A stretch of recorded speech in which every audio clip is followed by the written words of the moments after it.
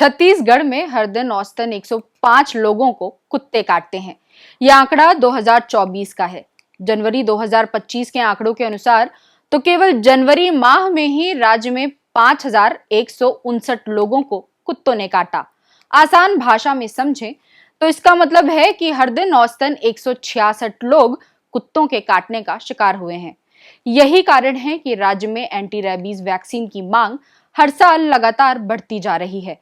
इस बढ़ती मांग का सीधा फायदा दवा कंपनियों को मिल रहा है, जबकि सस्ती तकनीक भी उतनी ही असरदार है और खर्च को 5 गुना तक घटा सकती है। इसके बावजूद दवा कंपनियों और उनका मजबूत नेटवर्क इस सस्ती तकनीक को बड़े पैमाने पर लागू नहीं होने दे रहा है।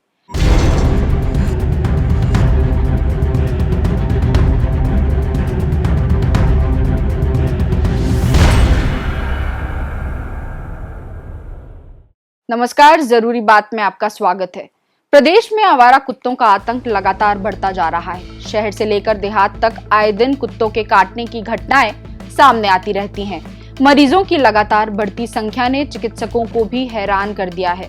हालात इतने खराब हैं कि रात के समय शहर की कॉलोनियां और मुख्य मार्गों पर अकेले या 2 पहिया वाहनों में चलना भी जोखिम भरा हो गया है। झुंड में घूमने वाले कुत्ते महिलाओं, बुजुर्गों और बच्चों पर हमला कर रहे हैं। साल 2022 में छत्तीसगढ़ में हर दिन औसतन 58 लोग कुत्तों के काटने का शिकार हुए। अगले साल 2023 में यह औसत बढ़कर 80 प्रतिदिन हो गया और 2024 में यह आंकड़ा 104 तक पहुंच गया। इस साल यानी 2025 की सिर्फ जनवरी में ही राज्य में 5,159 कुत्तों के काटने के मामले दर्ज हुए, यानी हर दिन 166 लोग। लेकिन कुत्ता काटने के इस पूरे मामले में दवा कंपनियां चांदी काट रही हैं। देखिए जेके कर की ये खास रिपोर्ट। कुत्तों के काटने से फैलने वाला रेबीज एक घातक वायरल रोग है जो मुख्य रूप से कुत्तों के काटने से फैलता है। यह वायरस लार के माध्यम से शरीर में प्रवेश करता है और मस्तिष्क तथा तंत्रिका तंत्र को प्रभावित करता है। यदि समय पर इलाज न हो तो लगभग हमेशा मृत्यु का कारण बनता है। भारत की national guidelines for rabies prophylaxis 2019 के आंकड़ों के अनुसार भारत में हर साल 60 से 70 लाख लोग कुत्तों या अन्य जानवरों के काटने का शिकार होते हैं, जिसके लिए एंटी रेबीज वैक्सीन आवश्यक है। यह वैक्सीन काटने के बाद जल्द से जल्द दी जानी चाहिए ताकि वायरस को फैलने से रोका जा सके। पारंपरिक रूप से कुत्ते के काटने के बाद रेबीज को रोकने के लिए 5 इंजेक्शन मांसपेशियों में इंट्रामस्कुलर लगाए जाते हैं।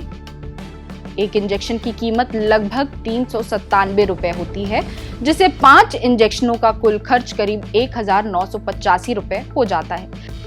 सरकारी अस्पतालों में ये वैक्सीन मुफ्त में उपलब्ध है क्योंकि सरकार दवा कंपनियों से इसे खरीदती है। लेकिन एक आश्चर्यजनक तथ्य ये है कि इस वैक्सीन को कम खर्च में यानी 5 गुना सस्ते में लगाया जा सकता है। इसके लिए 0.1 मिलीमीटर के 2 इंजेक्शन चमड़ी के नीचे इंट्राडर्मल लगाए जाते हैं, जो प्रभावी होने के साथ साथ किफायती भी हैं। लेकिन मामला मुनाफा पर टिक जाए तो फिर कीमतें तो मनमानी रहेंगी ही। विज्ञान और तकनीक का उपयोग मानव कल्याण के लिए होना चाहिए, न कि आर्थिक शोषण के लिए। लेकिन विश्व भर में उन्नत तकनीकों पर बड़े व्यवसायियों का कब्जा है जो अधिक मुनाफे के लिए इनका उपयोग करते हैं। दवा कंपनियां भी इसे अछूती नहीं हैं। पहले के समय में कुत्ते के काटने पर 10 से 14 इंजेक्शन लगाए जाते थे, जिनकी कीमत करीब 225 रुपए प्रति इंजेक्शन थी। उस समय वैक्सीन भेड़ के दिमाग में रेबीज वायरस डालकर तैयार की जाती थी, जिससे भेड़ के दिमाग का अर्क निकालकर इंजेक्शन बनाया जाता था। इस वैक्सीन में भेड़ के दिमाग का फॉरेन प्रोटीन होने के कारण खतरनाक एलर्जिक रिएक्शन, जिसे एलर्जिक इंसेफेलोमाइलाइटिस होने का खतरा रहता था, जो 5000 में से 1 मामले में देखा जाता था। लगभग 3 दशक पहले नई तकनीक के जरिए मनुष्य या पशुओं के भ्रूणीय ऊतकों एम्ब्रियोनिक टिश्यू का उपयोग कर रेबीज वैक्सीन बनाई जाने लगी। सेल कल्चर तकनीक से बनी इस वैक्सीन से पुरानी वैक्सीन की तरह एलर्जिक रिएक्शन का खतरा नहीं होता। इस वैक्सीन की 1 मिलीमीटर खुराक इंट्रामस्कुलर दी जाती है, जिसकी कीमत 397 रुपए है। 5 खुराकों का कुल खर्च 1,985 रुपए होता है। इसे देशी और विदेशी दवा कंपनियां बेचती हैं।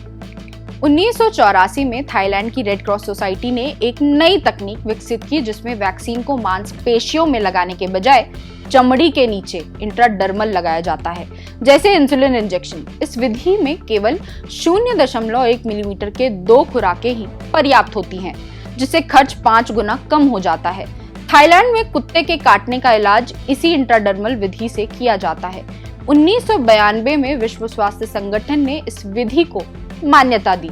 फिलीपींस में 1993 और श्रीलंका में 1996 से इस विधि का उपयोग हो रहा है। भारत सरकार ने मार्च 2006 में इस इंट्राडर्मल विधि को स्वीकृति दी।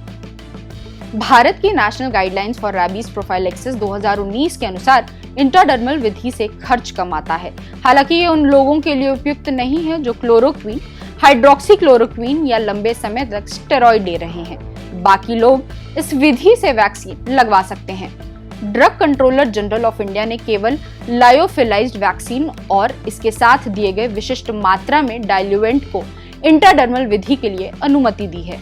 National guidelines for rabies prophylaxis 2019 के अनुसार भारत में हर साल 60 से 70 लाख लोग कुत्तों या अन्य जानवरों के काटने का शिकार होते हैं। यदि इस आंकड़े के आधार पर गणना करें तो निजी और सरकारी क्षेत्र में एंटी रैबीज इंजेक्शन पर सालाना करीब 13 अरब 89 करोड़ 50 लाख रुपए खर्च होते हैं।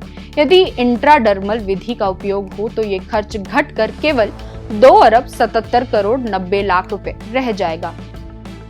इससे न केवल मरीजों का खर्च कम होगा बल्कि सरकार के संसाधनों की बचत होगी।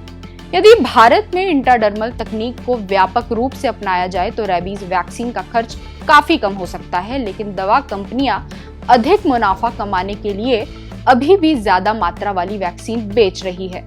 इससे मरीजों को मजबूरी में अधिक कीमत चुकानी पड़ती है। दवा कंपनियों का दबाव और सरकारी तंत्र की उदासीनता को देखते हुए ऐसा लगता है कि इस दिशा में जल्द कोई बड़ा बदलाव नहीं होगा। तब तक मरीजों को अधिक खर्च और परेशानी झेलनी पड़ सकती है। जरूरी बात में फिर होगी बात।